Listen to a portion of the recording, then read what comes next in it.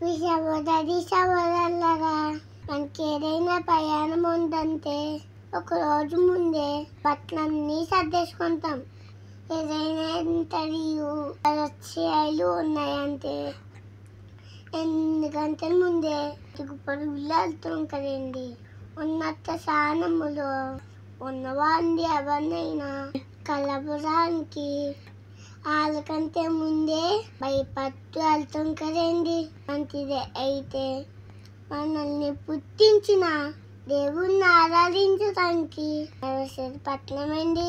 కొంతమంది ప్రార్థనకు ముందే వస్తారు. ఇంకొంతమంది ప్రార్థన అయిపోయేకొస్తారు. ఇంకొందరేమో పాటలన్నీ పాడేసే కొత్తారు.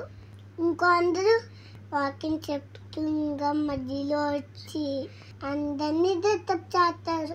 ఇంకొందరు అయితే పరుపు రాత్రి భోజనం సమయానికి వచ్చి వెళ్ళిపోతారు. ఇంకొందరేమో కానుకలు మాత్రమే వేయడానికి వస్తారు. వీళ్ళందరూ ఆరాధన చేసినట్టే ఏంటి? అసలు ఆరాధనలో పాల్గొంటున్నారా? మనము ఏ స్థానంలో ఉన్నాం? మనల్ని పుట్టించిన దేవుణ్ణి ఆరాధించడానికి సమయాన్ని ఇచ్చి దేవుని గౌరవించే వారంగా ఉండాలని పెంటెకోస్తు విశ్వాసులు అందరికీ వందనాలు.